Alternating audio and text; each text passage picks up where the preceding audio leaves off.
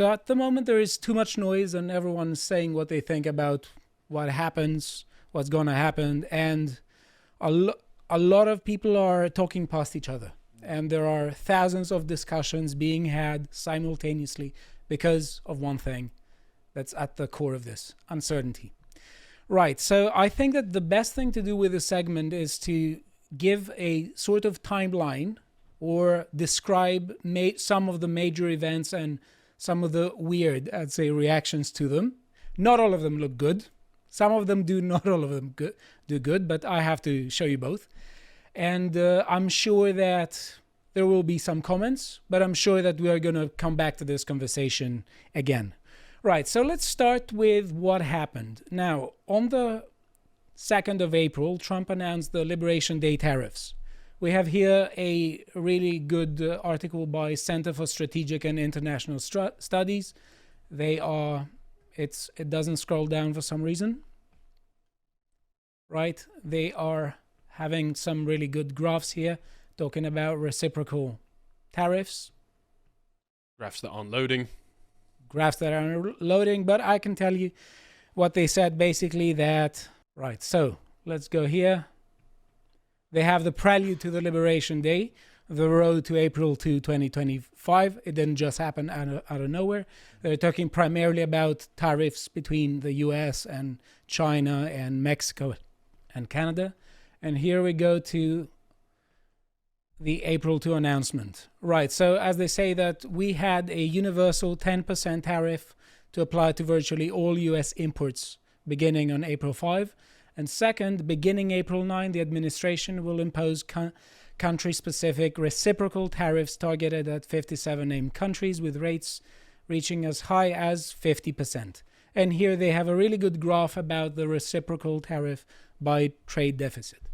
But something really interesting happened here, because although this was communicated in the beginning as reciprocal tariffs, there was massive uncertainty, and there still is, with respect to what these tariffs are and what is its nature. Now the consensus goes towards the idea that the target is China, but the main question was why weren't they a bit more targeted? Now, I'll give you a long story short. My answer to this, what I gather, is that this was casting two birds with one stone. One was pressuring China, the other was getting other allies into the negotiating table and start asking for renegotiating terms of alliance. Yeah, it looks like he's scaring the hose.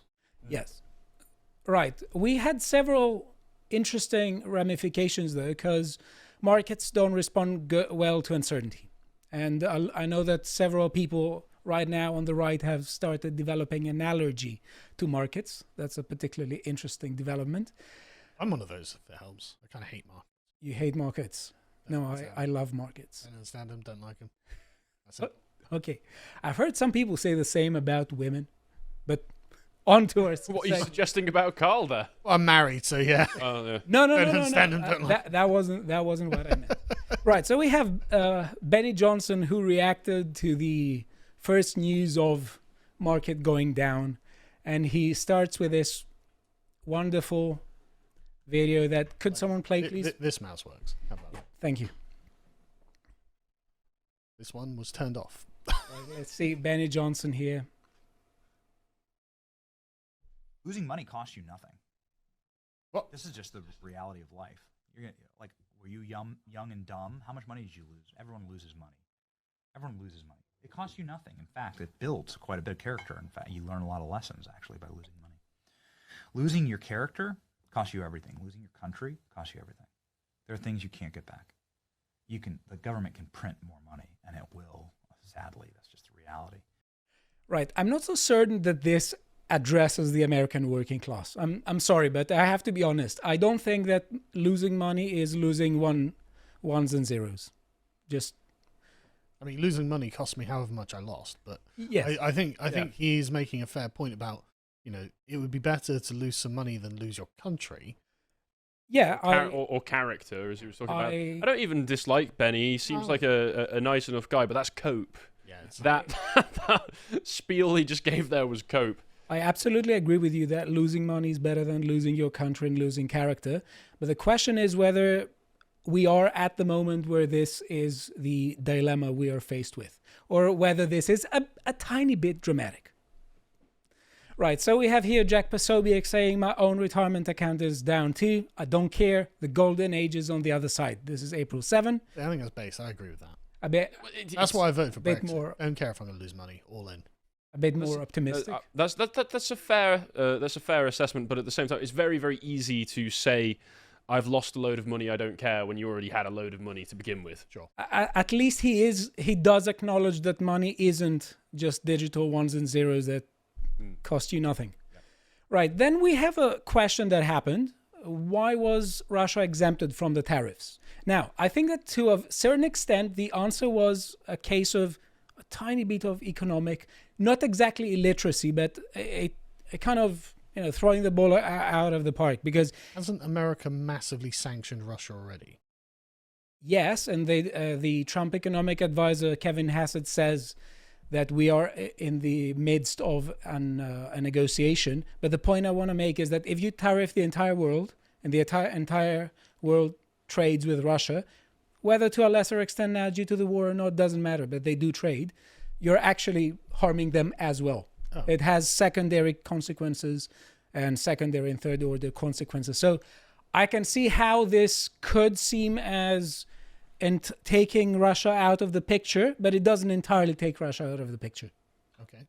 So, well, yeah, if Russia's using other countries as a third-party means of getting their products to us or their resources to us, then tariffing those countries means that it's going out to Russia. Yeah. So if I'm exempted from the tariffs and you are not, and you're trading with me, and you have less money as a result from those tariffs, you have less of disposable income to buy from me. Yeah, that's so even if I'm not directly targeted, I kind of am.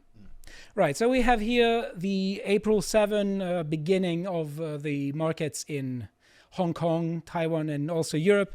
They're plummeting. Mm-hmm. We see here Hong Kong minus 13.6%, Taiwan minus 9.6%, Sweden minus 7%, Switzerland minus 7%, China UK minus 7%, which I think is the most important one. UK minus 5.2%. So we have people reacting to this, and Trump wanted to tell people to stop panicking, and I will say the word panicking must completely be banned. I am a free speech advocate, but I'd ban the word panicking. But you're not an absolutist anymore. After he coined panicking, you said absolutism out the window. It just has a weird take. Just saying that's what a panicking would say. Exactly, yeah. People have quote tweeted me saying exactly what I also replied. And fair point, yeah. Right, for a man who has been remarked as a master of messaging and rhetoric, this is the weakest I've ever seen from him. The panicking thing, it's just cringe. But I agree with the general point. It's like Trump clearly views himself as doing something monumental here. And all he's trying to communicate to his base is, look, trust me on this. I know what I'm doing. Don't panic. Right, and he says greatness will be the result. Right, so he also had another statement on April 7th, says that the U.S. has a chance to do something that should have been done decades ago. Don't be weak, don't be stupid, don't be a panicking. Greatness will be the result. So he definitely does portray himself as restoring a sort of trade injustice. Yeah, but Trump has been talking about this since the 1980s. He has been remarkably consistent with this. Yeah, yes. He's been unbelievable. Like there's an interview with him on Oprah, like in 1989 or something, where he says precisely these things. He does say these things, but also he has a record of being more focused on negotiation. Mm-hmm. And in some cases, if everyone knows your entire philosophy in advance, this can harm you on the negotiation table. And that was why there was larger uncertainty than perhaps expected from the markets to the implementation of his tariffs. But he has been saying these things, but yeah. I mean, if the goal is to attack essentially the global economic system and remake it in his own image, then causing as much uncertainty as possible is actually good for his plan, right? I will respectfully say that I do not think that this is entirely his plan. I know that he is marketing his plan like that, but I don't think it's actually his goal. But if that's your intent, I think his goal is to recalibrate the way that international trade is done, right? Yes, but the question, there are thousands of ways of doing it, Sure. some of which can be conducive to goals such as the goal you mentioned. Others are not. Sure, but I mean, I would expect Trump to take the most belligerent one, Okay. the most blunt tool, Could because it's Donald Trump, and I've been following him for quite a while now. I think that some events happen towards the end, and maybe,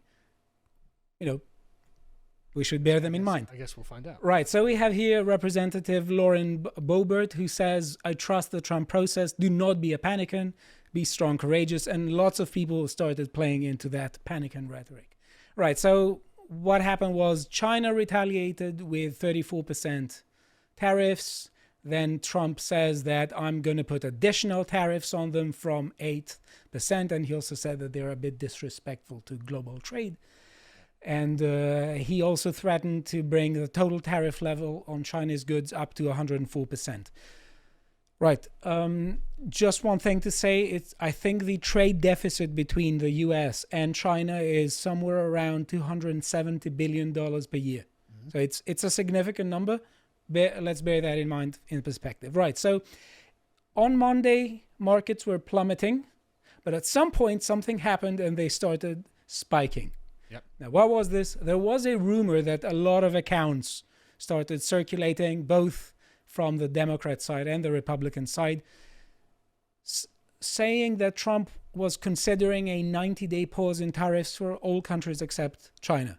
Here we have this from Brian Krasenstein, who is from the Democrat side.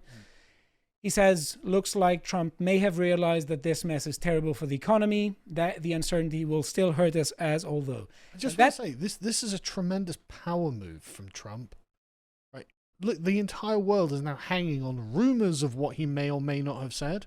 I mean, I don't think that this is necessarily an issue of Trump. I think this has to do with the presidency of the U.S. Yeah, I know, because he's the president, right? So he gets to decide. And if literally a rumor can be, Trump's considering rescinding them. Oh, brilliant, the market's back. Oh, no, Trump said no, the market's down again. And everyone is just waiting for Trump to open his mouth and say something. That's a tremendous, Trump is accruing to himself a huge amount of power in this. I think that's what the presidency is supposed to be about. Yeah, no. Well, I don't know if the presidency is supposed to be that powerful, but the point is, Trump is wielding this, whether you agree with the results or not, whether you think it was a good idea or not. Trump is actually he's just pulling on all the reins, and it turns out everyone's like, "Oh no, I'm getting dragged, whether I like it or not," right? And so now it's just Trump making pronouncements like the God Emperor of the world. And everything moving in accordance. So it's you got to kind of admire that, I think. We'll also talk about the Bond Emperor of the world. Okay, yeah. In a bit. Right, so the White House denied that rumor, the 90-day tariff pause. They say are false, so markets went down again. Next day... Just, nope. See you tomorrow. Next day... Find out how things are then. We had some people posting about market going up. But the whole day was going down. Market going down. Down. Which one is it? But that's the thing. By the end of this, they're going to be begging for stability, and so they're basically going to take anything Trump gives them. I think that basically, to cut the long story short, I'm of the opinion that Trump caved in when the bond market was. I guess we'll find out what he does bit, tomorrow, won't we? Yeah, a bit of a volatility. Right, so we have here Senators Rand Paul and Ron Wyden, who teamed up to introduce a resolution to terminate the national emergency underpinning all the tariffs. They represent a completely different approach towards trade and the philosophy of trade within the Republican Party. I think, we at least need to mention it. I'm much closer to Rand Paul than I am to Trump on issues of this sort, I must say. Right, so Trump's here talking about the countries calling him and kissing his ass and trying to renegotiate with him. Just saying, if this isn't working, where's the fail state here? He's got everyone apart from China basically sucking up to him. Well, the EU started approving first retaliation the EU is going to against US tariffs. They have absolutely no spine whatsoever. China will probably hold out, but the EU's not going to do anything. Right, so they are... I'm right. What was the other thing? I don't know if you're right. What was the thing they did the other day? Where it was about was the free speech thing or something with Vance? And they were talking tough until 5 minutes in, they were just like, okay, fine. Yeah. Like they pretend that they have a spine, but they absolutely do not. The Chinese, I believe, will have a spine, but the Europeans absolutely not. Right, and here we have bond chaos in the markets and some really interesting events that unfollowed. Now, what happened is that what goes on is that generally speaking, bonds are considered to be safe, a safe haven during economic uncertainty. Why? Because if you borrow money from me, and I die, you have a problem, and good luck getting it from my family. But if I'm a state, Tight purse strings, eh? But if I'm a state, there's no element of, let's say, the biological aspect in a state. So bond markets are supposed to be bonds are supposed to be a safe haven there. So the price of the yields of bonds went up, which communicated a massive uncertainty into the U.S. financial system. Mm-hmm. And I think that basically Trump caved in, and he announced a 90-day pause to the tariffs except China. But before he did so, and this has caused, something that doesn't look particularly bad, or at least to some people it seems like a kind of market manipulation. He started circulating on Truth Social. Now this is the great time to buy. Yeah. And a few hours or minutes, depending on which account you read, he announced the pause on tariffs. So the market went up. So the people who bought before, who had that window of opportunity, amassed massive fortunes. Okay.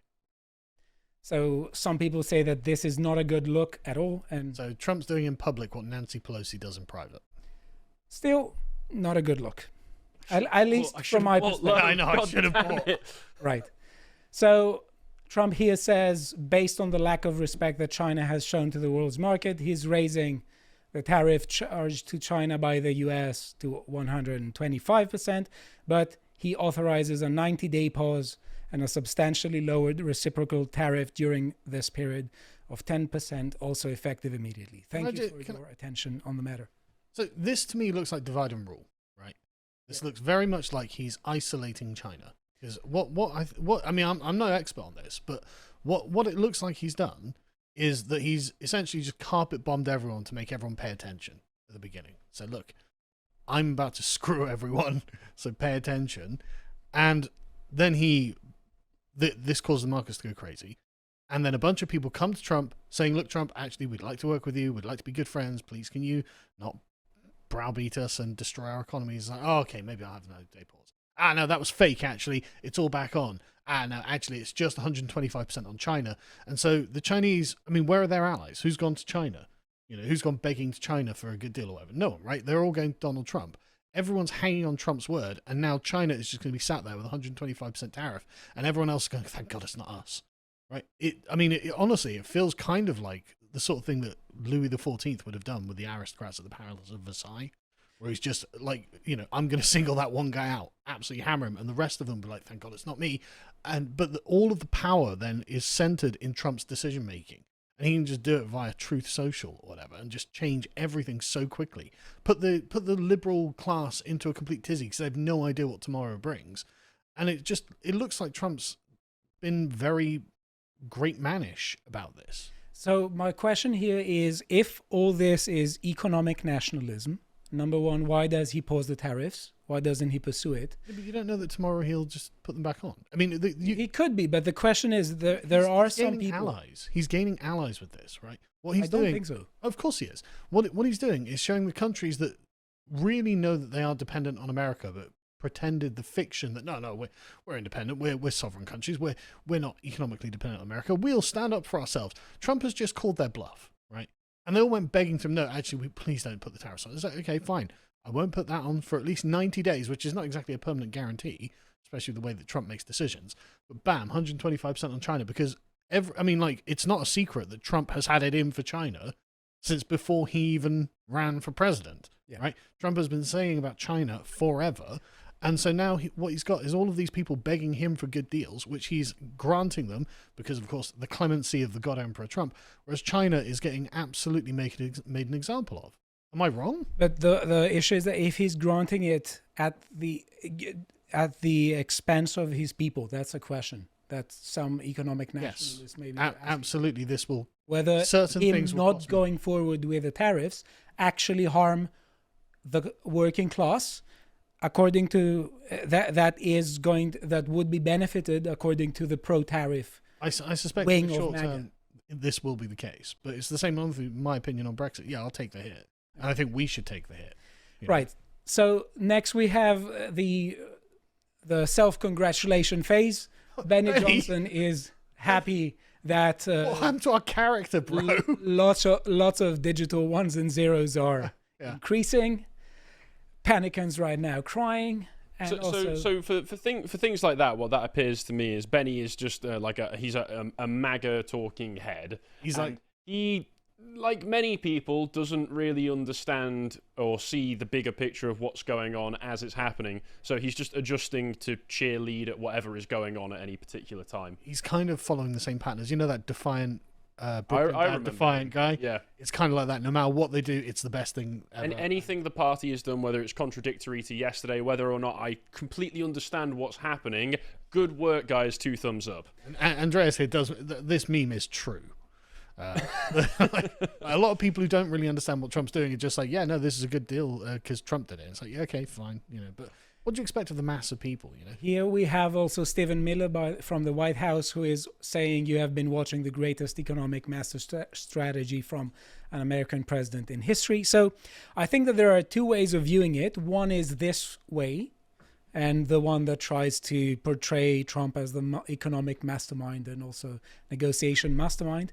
And the other is, I'd say, the more skeptical, which I'm in favor of. And I think that he absolutely caved in as a reaction due to the reaction of the bond market. And afterwards, the self-congratulation phase is a sort of trying to, to deal with it from a communicative perspective. I think he absolutely caved in. And to be honest, I think that's a good thing. It's a good thing to have a president who also cares about how the markets are reacting, as opposed to just saying, I really don't care and I'm going to just not care about markets. Because markets are fundamentally people and they affect everyone. I mean, this just looks like a massive power play to me. Okay. And it just looks like Trump has completely isolated China, drawn all of his allies who are reliant on In that respect, China, on America over to his side. And said, right now, it's us against China now. China's got the massive tariff. You're never going to go near them. You can come to us and we're going to make sure. In that respect, I agree with you. Yeah. And so how is this not a win? I think Trump's basically accrued a huge amount of power to himself here. I can see your argument there, especially after the past 4 years of Biden being clearly an incompetent and impotent leader, just reasserting that actually we are in charge. Yeah. Tomorrow I might wake up and you'll all get tariffed again, so you better hope I'm feeling clement. Better hope I get my orange juice with my breakfast or something, or else I'm going to be in a bad mood and bam, you're all in trouble. I think this is Trump flexing, frankly. Okay. Who knows? If you would like to watch the full uncut version that is also uncensored, head on over to lotuseaters.com to find out more.